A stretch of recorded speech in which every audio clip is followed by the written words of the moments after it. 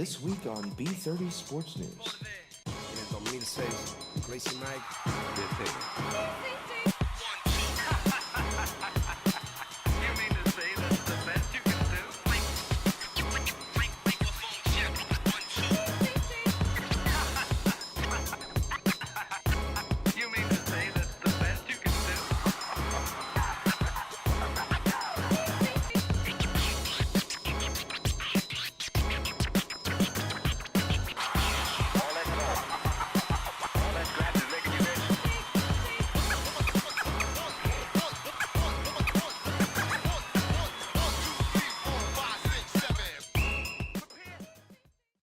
Hi, I'm Stephen Galmarini. Welcome to another episode of Penn State Beavers B30. I'm joined here by Matt Dorencott. Matt, it's great to have you. Good to be here, Stephen. First up, we're going to discuss men's wrestling. They are off to an 0-2 start the season. It's a little bit rocky, but there has been a bright spot. Jim Helbley holds the first win of the season for the men's wrestling team, winning his second match at the tournament out at Mont Alto, 10-3.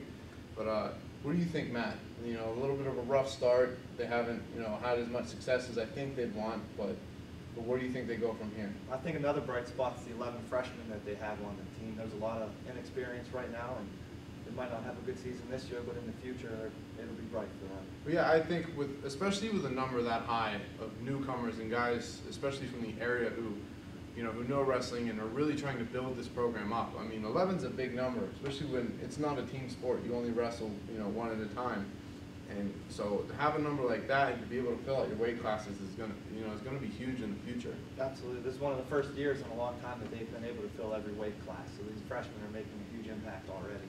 Yeah, so you know what? We look forward to see what they can do in the future, and we're going to take it off to Zach Ulrich, who will be interviewing the wrestling captain, Wendell Rubright, and the assistant coach, Dylan Winkle. Hello everyone, welcome to B30. Today I'm sitting here with Wendell. He's the captain of the wrestling team. How's it going, Wendell? Pretty good. How about you? Oh, it's going great. Now, I understand this year that you guys have a lot more wrestlers than you have in the recent years.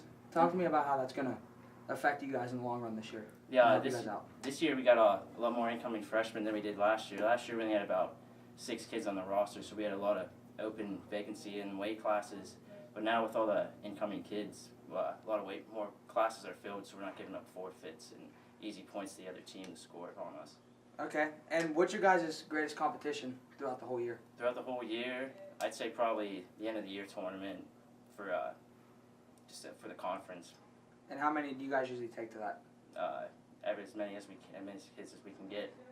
Good. And who do you think, in your mind, is really improving this year as a freshman that has a chance to carry you guys pretty far throughout the year? There's a couple of them out there. I know Alonzo, he's a pretty good kid. Everyone needs to kind of come on their way. Alex Pang, he's a pretty good incoming wrestler too. He has lots of skill. Hopefully he can take us pretty far, help us out. All right, man. There you hear it from Wendell, the team captain of the wrestling team here at Penn State Beaver. Thanks a lot, Wendell. Yep, no problem. Welcome back, everyone. I'm now standing with the assistant coach of the wrestling team, Dylan Winkle. Now, Dylan, how's the team looking this year so far? We've hit a few bumps in the road, but we're looking better than we have in past years, and I think we're working pretty well. We're working hard, and I think we're got a lot of improvement, but I think we're gonna look good here when we hit the conference here. All right. I understand you guys have a lot of freshmen now. Explain how the young talent's gonna help you guys in the future. Young talent is really gonna help next year. I mean, we're gonna have a lot of returners, a lot of people that have been in the system. Then that way, it's really gonna help have a lot of maturity on the team next year. Then. And I understand you're a wrestler here, so how is it being on the other side now, being a coach instead of a wrestler? It's a lot different now. I mean, I kind of wish I was out there still, but hey, everybody's got to move on every now and again. So it's just it's a different feel, but I kind of like it. Thank you, Dylan, and good luck on the rest of your season. Hey, thank you. Thank you. And welcome back again. Next up, we're going to discuss men's basketball. Now, they are off to an 0-3 start this season, but some of the bright spots have been junior Lamont Wright, who's led the team with 22 points per game while catching up to 4 rebounds per game. And senior Ty Phillips is just under 7 rebounds a game while scoring 4 points a game. So, it hasn't been everything that they envisioned so far. It's been a rougher start than they've had in the past couple years. But, when you have guys like Lamont scoring 22 points a game and Ty bringing in 7 boards, the season's going to turn around at some point, Matt. You know, what are your thoughts on that? My thoughts are with the new head coach, you're really starting to trying to figure things out and just get stuff under key for the rest of the season. And it takes time. It takes time to adjust a new system and working with new people. So expect for them to turn it around here later in the season.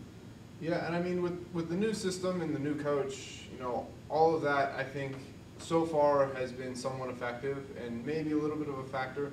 But part of it is they've been playing some really tough out-of-conference competition so far, like Point Park. And, you know, these are Division II, Division III schools that have, you know, 2, 3, 5 times the enrollment that we have.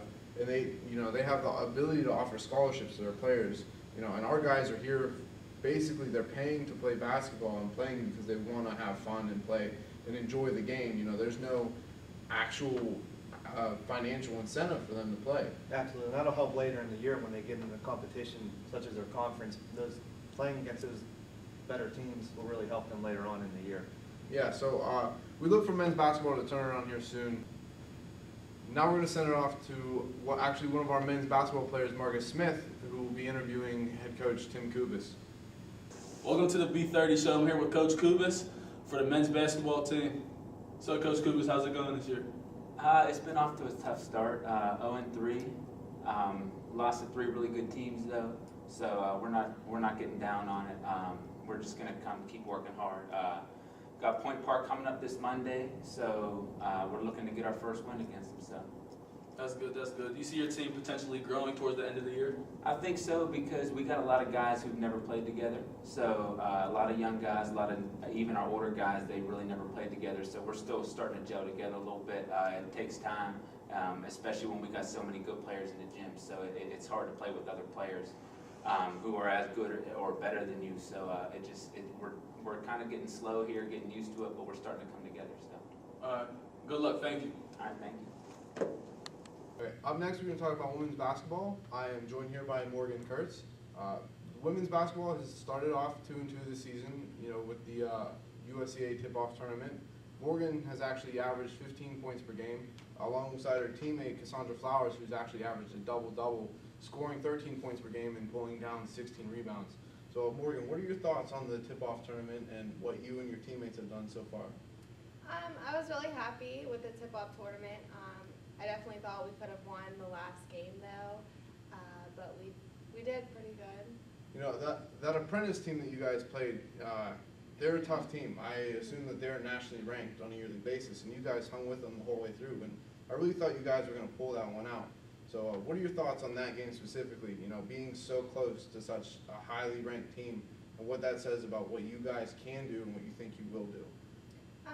I think we definitely fell apart before halftime, but towards the end of the game, we played really good. If we played like that throughout the whole game, I think we could have won.